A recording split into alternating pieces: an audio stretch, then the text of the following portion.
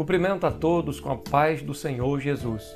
Sejam muito bem-vindos à nossa 8ª videoaula da lição de adultos. Lição essa que nesse primeiro trimestre de 2022 nos fala sobre a supremacia das Escrituras, a inspirada, inerrante e infalível Palavra de Deus. A nossa lição de hoje nos fala sobre a lei e os evangelhos. Segundo a lição, baseada na Palavra de Deus, tanto a lei como os evangelhos revelam a pessoa bendita do Senhor e Salvador Jesus Cristo. Você é o nosso convidado especial para ficar conosco até o final da lição, já que a lição vai tratar de assunto que é de suma importância para a nossa vida. Enquanto a lei esboça o plano de redenção em Cristo Jesus, o Evangelho confirma esse plano maravilhoso. O que está colocado ali na lei, digamos como sombra das coisas que haveriam de vir, Jesus chega trazendo uma realidade transformadora. E quando o cristão lê o Antigo Testamento, ele tem o Novo Testamento como base, principalmente nos Evangelhos, para compreender a lei de Deus. Por isso, compreendemos que toda a Bíblia tem como tema principal a pessoa bendita de nosso Senhor e Salvador Jesus Cristo. Os objetivos da nossa lição de hoje, da nossa 8ª lição, que será ministrada presencialmente próximo dia 20 de fevereiro, tem como primeiro objetivo apontar que a lei era transitória, passageira, e esboçava o plano da redenção em Cristo Jesus. O segundo objetivo é afirmar que os evangelhos são boas novas do reino de Deus e também da salvação em Cristo. E por último, terceiro, ressaltar que a lei não salva, mas a obediência ao evangelho transforma a vida das pessoas. Nós temos aqui o nosso texto áureo baseado em Deuteronômio capítulo 6, versículo de número 4. É algo bem importante. Quando o Senhor, usando o seu servo Moisés, mandou escrever da seguinte forma: Ouve, Israel, o Senhor nosso Deus é o único Senhor. A nossa verdade prática diz que a lei não salva, mas esboça, apresenta para a gente o plano da redenção em Cristo, confirmando assim, ou confirmado, melhor dizendo assim, nos evangelhos. Nossa leitura bíblica é em classe, que será lida em classe, em sala de aula, e que os amados poderão e farão grande proveito em acompanhar essa leitura também nesse vídeo. Deuteronômio 6, verso 4 ao 9 e Lucas 1, verso 1 ao 4. Versículo 5. Amarás, pois, o Senhor teu Deus de todo o teu coração e de toda a tua alma e de todas as tuas forças. E estas palavras que hoje te ordeno estarão no teu coração, e as intimarás a teus filhos, e delas falarás assentado em tua casa, e andando pelo caminho, e deitando-te e levantando-te. Também as atarás por sinal da tua mão, e te serão por frontais entre os teus olhos, e as escreverás nos umbrais de tua casa e nas tuas portas. Lucas, vamos ver o que diz o Evangelho de Lucas, segundo escreveu Lucas, capítulo 1, verso 1 ao 4. Tendo, pois, muitos empreendido pôr em ordem a narração dos fatos que entre nós se cumpriram, segundo nos transmitiram os mesmos que os presenciaram desde o princípio e foram ministros da palavra, pareceu-me também a mim conveniente descrevê-los a ti, ó excelentíssimo Teófilo, por sua ordem, havendo-me já informado minuciosamente de tudo desde o princípio, para que conheças a certeza das coisas de que já estais informado. Essa é a nossa leitura bíblica em classe. A nossa introdução diz que a lei e os evangelhos pertencem respectivamente ao Antigo e ao Novo Testamento. São livros sagrados de ordem ou de origem divina que integram o cânon das Escrituras. Possuem igual autoridade como regra de fé e também de prática, porém com funções distintas. Os preceitos e as narrativas da lei têm aplicações nos evangelhos. Observe o seguinte, embora não possamos hoje, nos dias atuais, viver tudo aquilo que a lei diz, tudo aquilo que foi prescrito para o povo de Israel, mas na verdade, existem preceitos da lei que têm aplicações nos evangelhos. E na lição de hoje a gente vai estar estudando a relação entre o Pentateuco, que são os 5 primeiros livros da Bíblia, e a mensagem de Jesus. Vamos ver que relação tem essa parte com a mensagem de Jesus. Primeiro, o Pentateuco, a lei de Deus. Os 5 livros da lei.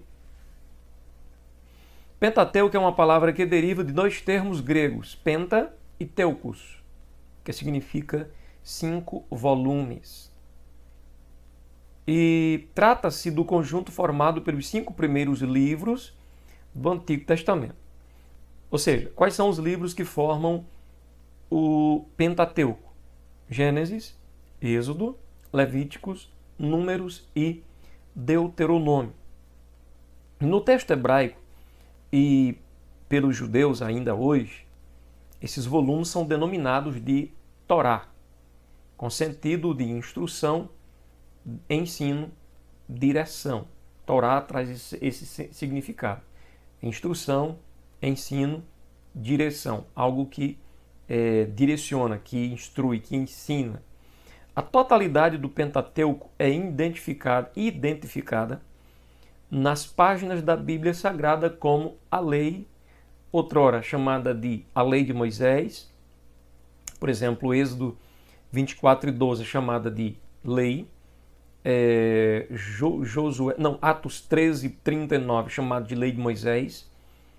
Neemias 8, versículo 8, assim como também Romanos 7:22 chamado de lei de Deus. E Neemias 10:29 é chamada de lei do Senhor. Existem formas diferentes de chamar, porém todas com o mesmo sentido, com o mesmo significado, mostrando que a origem é o próprio Deus. Mesmo quando ela é chamada lei de Moisés. Tem a sua origem em Deus, porque foi Deus que deu essa lei para Moisés. A grandeza da lei. Estuda-se lei sobre 3 aspectos. Sobre o aspecto moral, sobre o aspecto cerimonial e sobre o aspecto civil. Sobre o aspecto moral, que possui validade permanente para todos os povos. Ou seja, a lei no seu aspecto moral possui validade permanente, é algo que nunca vai ser interrompido para todos os povos. Por exemplo, quando lá na lei de Deus está escrito que não adulterarás, por exemplo, ou então não cobiçarás nada do teu próximo, nem a mulher do teu próximo, tal. Essa lei, ela tem validade permanente, não somente naquela época em que ela foi dada, não somente para o povo a quem a lei foi dada, que foi o povo hebreu, mas em qualquer tempo na história e para qualquer povo, em qualquer época. São princípios morais. A lei cerimonial. A lei no aspecto cerimonial, que tratam da liturgia religiosa dos judeus. Já essa parte aqui é especificamente para os judeus. Não diz respeito às demais nações. As demais nações que têm sua fé em Cristo Jesus não são obrigadas a guardar, a realizar as cerimônias que foram dadas para o povo de Israel cumprir, colocar em prática. Terceiro aspecto da lei, o aspecto civil, que diz respeito à responsabilidade do israelita como cidadão. A declaração de fé das Assembleias de Deus ensina que a lei de Moisés é o mais importante código de leis da antiguidade por sua santidade, por seu caráter espiritual e por sua autoridade divina. Consequentemente, como diz Paulo a escrever aos Romanos, a lei é santa e o mandamento santo, justo e bom. A lei é espiritual. A lei não é mal, ela é espiritual. Contudo, enfatiza o documento doutrinário que a grandeza da lei vai além de tudo isso. Pois nela Deus esboça, Deus apresenta, né, um plano da redenção humana em Cristo. Né? Porque como está escrito em Romanos 10:4, está escrito, porque o fim da lei é Cristo, para a justiça de todo aquele que crê. Entende? O fim da lei é Cristo, para a justiça de todo aquele que crê. Por quê? Porque Jesus foi feito justiça nossa. Então, quando nós cremos em Jesus, nós nos tornamos justos pelos méritos de Cristo, inclusive porque o próprio Jesus cumpriu todas as exigências da lei, o que era impossível para nós cumprirmos, já que éramos vendidos sobre o pecado, como bem disse o apóstolo Paulo. A lei e a fé cristã. A Escritura afirma que a função da lei era transitória ou passageira. Ela foi dada para revelar o pecado e demonstrar a necessidade da graça. Vamos ver, por exemplo, Gálatas 3, versículo 19, que nos fala o seguinte, olha. Logo, para que é a lei? Foi ordenada por causa das transgressões, até que viesse a posteridade, a quem a promessa tinha sido feita. Foi posta pelos anjos na mão de um medianeiro. Então, a lei foi dada por causa das transgressões. Se não houvesse transgressão, não haveria necessidade de leis. Entende? Então, a lei serviu, né, dessa maneira, a lei serviu de aio para nos conduzir à redenção em Cristo. Como assim nos serviu de aio? Primeiro vamos ler o versículo de Gálatas 3:24. Diz assim: de maneira que a lei nos serviu de aio para nos conduzir a Cristo, para que pela fé fôssemos justificados. Mas por que a lei serve de aio? O que a lei faz que nos leva a sentir necessidade por Jesus? Bem, primeiramente nós vimos um pouco atrás na lição de que a lei é santa, justa e boa. Já citei para os amados que nós, independente de Cristo, somos vendidos sobre o pecado, ou escravos ou dominados pelo pecado. A lei é colocada diante de nós. Nós não conseguimos cumprir a lei. Consequentemente, o que resta para nós? Temos uma lei que é santa, justa e boa. Do outro lado temos, cada um de nós, pecadores, completamente incapazes de cumprir a lei de Deus. Então, o que essa lei mostra para a gente? Mostra que existe um Deus santo, que apresenta uma lei santa e que eu, pecador, não posso cumprir. Consequentemente, isso tem de despertar em mim a necessidade de um Salvador, de um remidor, de um resgatador. E aí, a própria lei, que é santa, justa e boa, e que eu não consigo cumprir, mostra que eu mereço ser condenado, porque eu sou transgressor da lei, sou pecador, destituído da glória de Deus. Mas a mesma lei que me apresenta isso é a mesma lei que aponta para Cristo, mostrando através dos sacrifícios realizados pelos sacerdotes no Antigo Testamento, mostrando que só existe uma saída para a humanidade. E ela está na pessoa de Jesus, que é o Cordeiro substitutivo, que é o Cordeiro pascual, que é aquele que morreu na cruz do Calvário, para que todo aquele que nele crê não pereça, mas que tenha a vida eterna. Dessa forma, é que a lei nos conduz à redenção em Cristo, porque mostra quanto somos miseravelmente pecadores, merecedores da condenação, mas ela apresenta ali, né, já uma sombra do que viria, que já veio, que é Jesus, nosso Cordeiro, que remove os nossos pecados. Não cobre, mas remove completamente, nos levando a sermos justificados por Deus, consequentemente, libertos do domínio, né, do algoz, né, do dominador, que é o pecado que domina a vida do ser humano.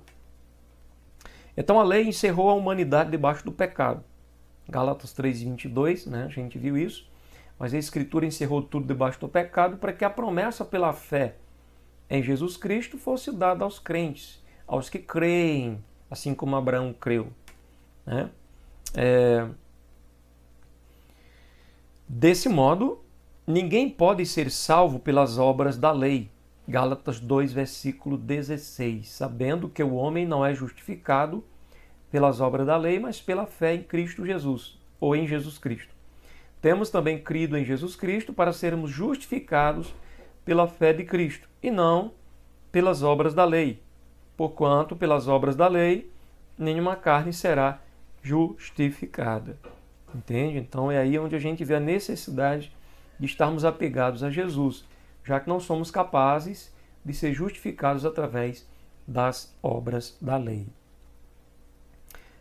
Nós temos aqui ainda, nesse aspecto, a obra de Cristo nos resgatou da maldição da lei. Gálatas 3:13 diz: Cristo nos resgatou da maldição da lei, fazendo-se maldição por nós. Porque está escrito, maldito todo aquele que for pendurado no madeiro. Mas por que ele foi feito maldição por nós? Porque ele é o nosso substituto. É o cordeiro substitutivo. Ao mesmo tempo que ele cumpre toda a lei, através do amor, ele nos substitui na cruz. E as suas feridas, passa a ser a causa de nós sermos sarados. Pelas suas feridas, nós somos sarados. Por quê? Porque nós somos reconciliados com o Pai através do sangue do Filho, derramado na cruz, que é o Cordeiro de Deus que remove, que tira o pecado do mundo.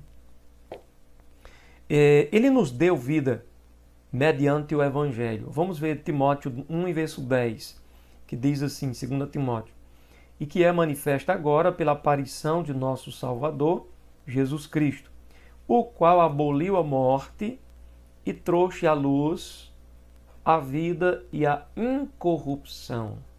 Não pela lei, mas o texto termina dizendo assim, olha, pelo Evangelho. Jesus, ele abole a morte, ele traz a luz, traz a vida, traz a incorrupção pelo Evangelho, pelas boas novas. E as boas novas diz que todo aquele que nele crê não perece, mas tem a vida eterna. Entende?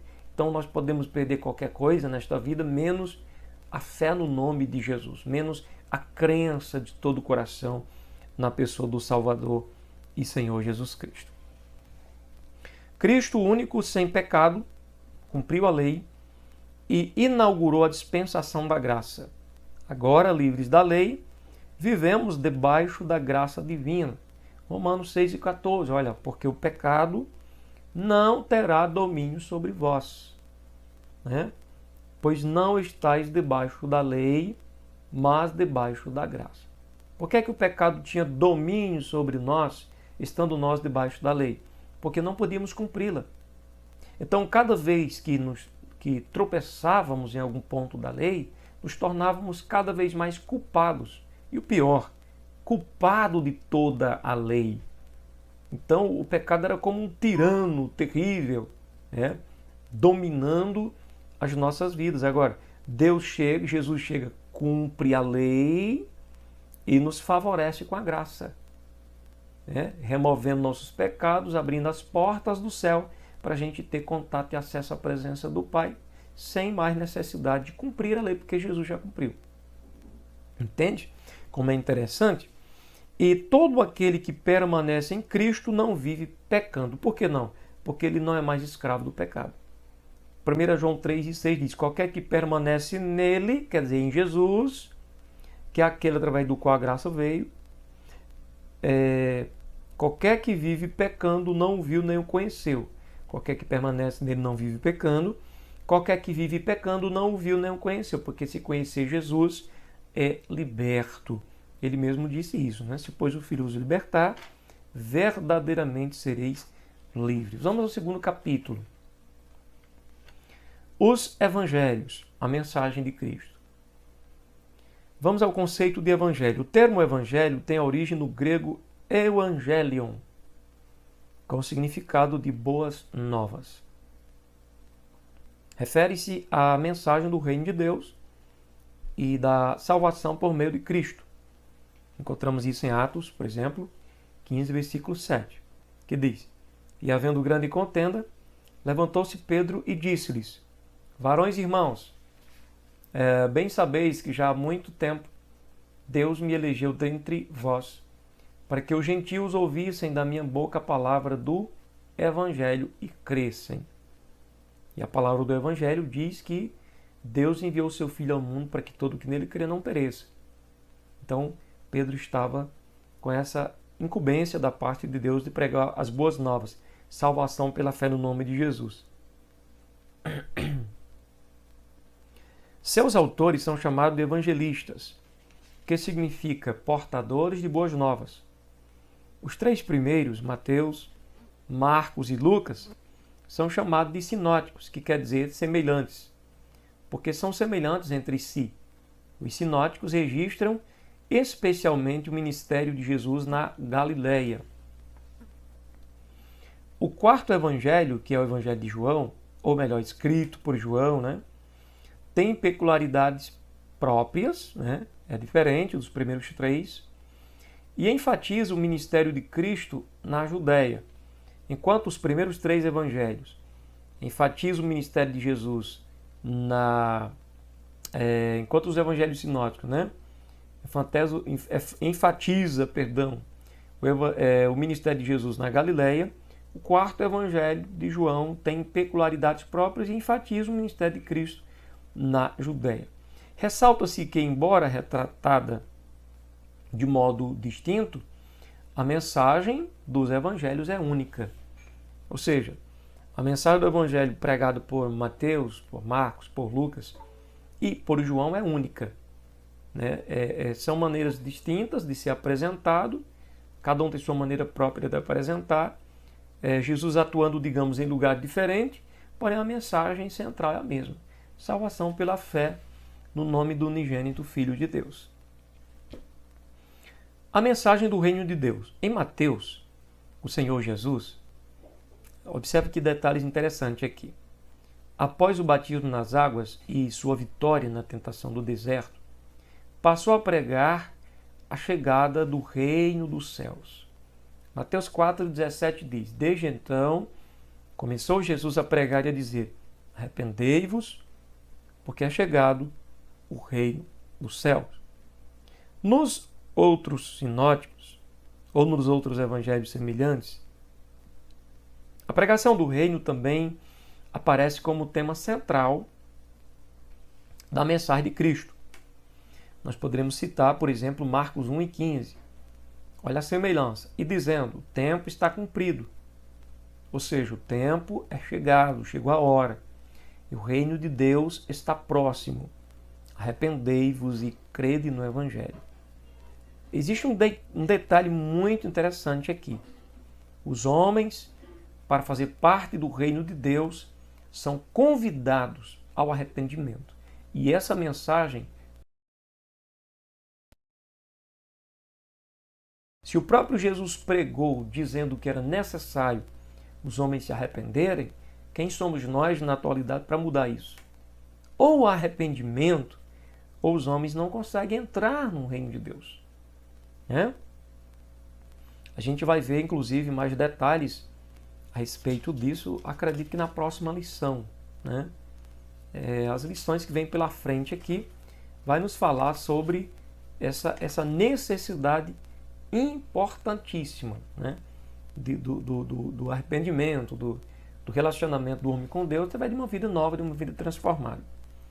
Vamos continuar aqui. Os evangelhos, o evangelho de João enfatiza que o reino divino não é deste mundo. Como diz aqui João 18:36. Respondeu Jesus: o meu reino não é deste mundo. Se o meu reino fosse deste mundo, lutariam os meus servos, para que eu não fosse entregue aos judeus. Mas agora, meu reino não é daqui. Os evangelhos indicam que as profecias messiânicas se cumpriram em Cristo. Nele, Jesus é apresentado como filho de Davi e o Filho de Deus. Sua vinda inaugura o começo do reino e requer a conversão dos pecadores. Olha o que Jesus falou aqui, por exemplo, para Nicodemos, né? João capítulo 3 e versículo 5, quando ele diz assim, olha, na verdade te digo, que aquele que não nascer da água e do Espírito não pode entrar no reino de Deus. É preciso nascer de novo. É preciso nascer pela palavra de Deus e pela ação do Espírito Santo, que nos transforma em uma nova criatura agora, não mais vendida sobre o pecado, mas liberta do domínio do pecado. Por isso é importantíssimo o cristão chegar a Cristo por meio do Evangelho e permanecer.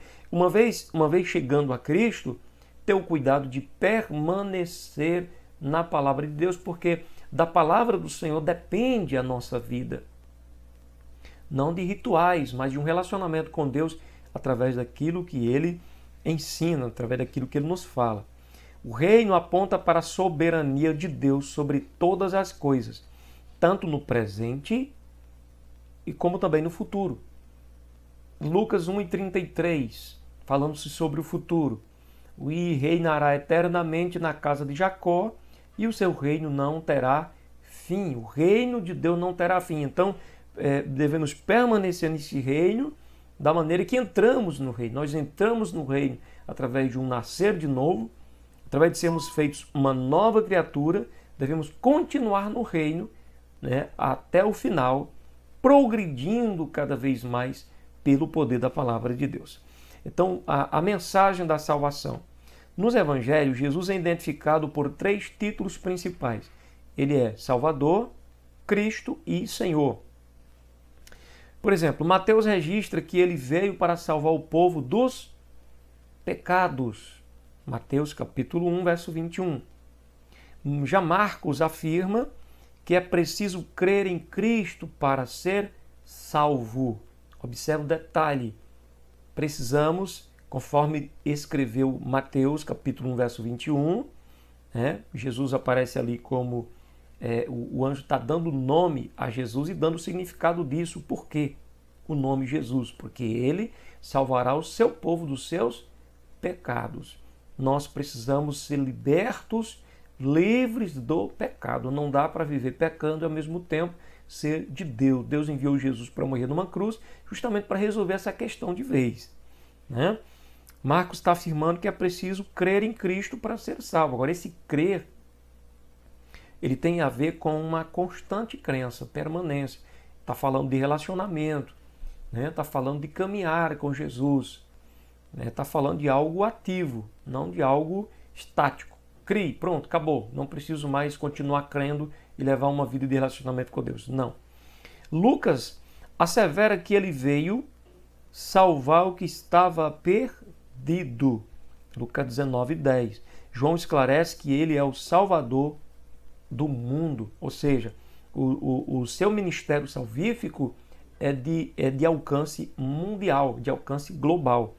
Por isso a mensagem da salvação é um ato do amor e da graça divina através dos méritos de Cristo. Nunca é através dos nossos méritos, mas dos méritos da pessoa de Jesus. O que, para um bom entendedor cristão, deixa claro a necessidade de eu e você, que uma vez escravos do pecado e agora postos em liberdade, significa dizer que quando reconhecemos que a nossa salvação se dá pelo amor de Deus e pelos méritos de Cristo, então um sentimento de gratidão nasce dentro da gente, e esse sentimento de gratidão, que já é aqui a vida, a nova vida de Deus agindo dentro da gente, nos impulsiona a viver gratos ao Senhor, seguindo os seus passos. Todos aqueles que eram alcançados por Jesus, com o milagre da cura e da compreensão de quem ele era, queria deixar tudo e seguir Jesus. Então, deixe tudo e siga Jesus, porque esse é o caminho da vida eterna. Os elementos dessa salvação incluem fé no sacrifício de Cristo, arrependimento de pecados e novo nascimento, conforme Jesus falou para Nicodemos, e está registrado em João 3, verso 3 e verso 15. Nesse sentido, Cristo declarou o seguinte: aquele que crê em mim tem a vida eterna. Olha que obra extraordinária. Terceiro e último capítulo. Uma mensagem transformadora. A transformação do caráter. O caráter é definido como a maneira própria de cada pessoa agir e expressar-se. Digamos que seja a marca de cada pessoa, o seu próprio caráter. Na lei, o decálogo, ou seja, os 10 mandamentos, apresenta as orientações básicas para o modo de viver dos israelitas. A gente encontra isso em Êxodo 20, do 1 ao versículo 17. Esses princípios também são aplicados nos evangelhos. Por exemplo, Marcos 10 e 19. Tu sabes os mandamentos: não adulterarás, não matarás, não furtarás, não dirás falsos testemunhos, não defraudarás alguém, honra a teu pai e a tua mãe. Veja que são mandamentos que estão lá no Antigo Testamento, mas que têm implicação eterna, ou melhor, validade eterna, para sempre. Para sempre nós devemos viver isso daqui. Isso nunca deve ser mudado. Entende? Em tempo nenhum da história Deus vai ser a favor do adultério, a favor de alguém matar outra pessoa, a favor de colocar a mão no alheio e furtar. Nunca Deus vai ser a favor do falso testemunho, levantar falso dos outros. Nunca Deus vai ser a favor de que eu engane alguém, defraudando, né? Nunca Deus vai ser a favor de que a gente desonre o nosso pai ou a nossa mãe. Então são princípios eternos. Digo eterno porque é a palavra de Deus, válida desde os tempos primórdios até o final da trajetória da humanidade. Então nós vemos aqui, exceto que se excetua, né, a questão da guarda do sábado. Guarda do sábado que foi dada como sinal entre o povo, entre o próprio Deus e o povo hebreu, sendo que agora o sábado tem esse nome de descanso. Jesus é o nosso descanso. Contudo, a mera observância de códigos não pode salvar ninguém. Somente a graça divina é capaz de transformar o caráter humano. Por meio da ação do Espírito Santo e da obediência ao Evangelho, o homem pode compartilhar a natureza do caráter de Deus. Desse modo, a mensagem do Evangelho de Cristo produz substancial mudança no caráter do cristão. A mensagem do Evangelho. Olha como é importante conhecer a mensagem do Evangelho. Diz assim, olha, levantando-se Zaqueu, Lucas 19, verso 8 e 9. Disse ao Senhor, Senhor, eis que eu dou aos pobres metade dos meus bens. E se em alguma coisa tenho defraudado, quer dizer, se porventura eu defraudei alguém, se porventura eu enganei, iludi alguém, o restituo quadruplicado. E disse Jesus, hoje veio a salvação a esta casa, pois também este é o filho de Abraão. Veio salvação à casa não somente pelo fato de Jesus, que é o Salvador, estar ali, mas pelo fato desse homem ter crido em Jesus, acompanhado de um arrependimento, onde ele estava dizendo para Jesus, olha, eu estou pronto para abandonar qualquer prática ilícita que porventura eu tenha praticado na minha vida. Segundo subtítulo do capítulo 3. Na lei, a restauração da família. O Evangelho chega transformando, restaurando a família. Na lei, a dissolução do casamento era permitida por qualquer motivo, devido à dureza do coração das pessoas. Por exemplo, o homem achou uma coisa feia na mulher, ele poderia deixar a mulher dar carta de desquite, enfim. Essa concessão banalizava a união conjugal e provocava rupturas na família. Nos evangelhos, Cristo ensina que o propósito divino para o casamento é a união indissolúvel entre um homem e uma mulher. Esse ensino é enfatizado com as seguintes palavras. Mateus 19, versículo 6, por exemplo. O que Deus ajuntou, não separe o homem. Que homem? Você mesmo que foi junto com outra pessoa de sexo diferente pelo Senhor através do ato do matrimônio. E as exceções são justificadas em casos de morte. Ou seja, quando que uma pessoa é separada da outra, sendo casada, e pode até mesmo contrair um novo matrimônio em caso de o cônjuge morrer, né? No caso, por exemplo, Mateus 5,32 apresenta a possibilidade disso através da infidelidade, quando um é traído pelo outro, e no caso não há um arrependimento para que o outro possa liberar o perdão. Não havendo isso, então o cônjuge que foi ferido pode, né, separar-se, divorciar-se e está livre para casar com outra pessoa. E também em caso de deserção, abandono do lar por parte de uma pessoa descrente, né? Se você é casado ou casada, tem o cônjuge não é crente, ele quer abandonar o lar por causa da tua fé, por não tolerar a sua fé, ele quer ir embora, ele vai embora, você não fica debaixo de julgo. E mesmo nas situações de traição e abandono, é preciso frisar isso, a mensagem cristã apresenta o perdão e a reconciliação como atitudes preferíveis. Quer dizer, veja que a separação, o divórcio, só em última das últimas instâncias. Caso de morte ou caso não haja arrependimento para que haja um perdão. Fora isso, se, por exemplo, houve uma traição, mas o cônjuge que foi ferido tem capacidade de perdoar e aquele que feriu tem capacidade de se arrepender, então o lar é restaurado através do arrependimento e do perdão.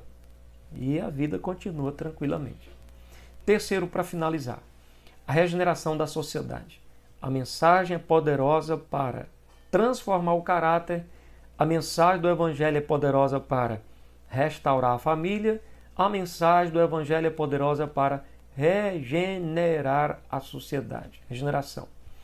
A declaração de fé das Assembleias de Deus afirma que a estrutura dos 10 mandamentos, que fazem parte da lei, diz respeito a Deus e à sociedade. Porque veja que todos os mandamentos têm a ver não com você sozinho, mas o descumprimento de um desses mandamentos não afeta somente a pessoa que descumpriu, mas afeta diretamente o próximo. Por exemplo, o mandamento diz, não matarás. Isso não afeta somente você se você matar. Afeta a vítima que foi assassinada, afeta os parentes daquela vítima que ficaram enlutados e afeta os seus próprios parentes que ficam inquietos, desassossegados. Além da implicação espiritual, né? Muito, muito séria. Então, os mandamentos são dados visando aí a melhorar a sociedade. Ou seja, se todos nós, brasileiros, guardássemos esses mandamentos do Senhor, poderia dizer com tranquilidade que nossas polícias, nossas autoridades, polícia civil, polícia militar, polícia federal, polícia, enfim, florestal, ficariam tranquilas. Praticamente não necessitava existir. Por quê? Porque todos viveríamos pensando no bem do próximo, não em nossas vantagens. Então, não havendo pessoas dispostas a matar, não havendo pessoas dispostas a levantar falso testemunho, não havendo pessoas dispostas a roubar, a furtar, a defraudar, então não havia necessidade também de repressão de autoridades, né? Porque as autoridades existem por um motivo, por causa dos transgressores da lei. Então as autoridades existem para reprimir, né, a criminalidade. Envolve o quê? Diz respeito aqui a Deus e a sociedade, nesses mandamentos, e envolve pensamento, palavras e obras. O Senhor Jesus ensinou que todo o sistema mosaico, a lei e os profetas, está resumido em duas ações: amar o Senhor e amar o próximo. Ou seja, como que, de certa forma, estou cumprindo toda a lei de Deus por completo? Amando ao Senhor e amando o meu próximo. Entende? Foi assim que Jesus cumpriu toda a lei. E as pessoas ainda reclamavam dele porque ele estava curando alguém que estava enfermo dia de sábado. Por que ele fazia aquilo? Porque ele, como Deus e como Filho de Deus, ele amava as pessoas. Queria libertar aquele homem daquele sofrimento. E os homens que se diziam guardiões da lei não entendiam que a essência da lei era fazer o bem ao próximo, viver em torno do bem comum de todos, né? Veja bem, os evangelhos asseguram que o amor de Deus para com a humanidade é a base da salvação. Em vista disso, os cristãos receberam a missão de proclamar essa mensagem às nações. Assim sendo, a igreja fiel e guiada pelo Espírito, ao pregar e viver o evangelho, torna-se sal da terra e luz do mundo. Concluímos dizendo que a função da lei era transitória, ou seja, passageira. Ela revela o pecado, mas também aponta o plano da salvação na pessoa de Jesus. O Senhor Jesus nos libertou da condenação da lei. Nos evangelhos, as boas novas dessa salvação estão reveladas. Em suma, as obras da lei não justificam, mas pela graça somos salvos por meio do arrependimento e da fé na pessoa bendita de Jesus Cristo. Que Deus abençoe a tua vida. Até a próxima aula, se o Todo-Poderoso nos dê graça e vida para estarmos de pé.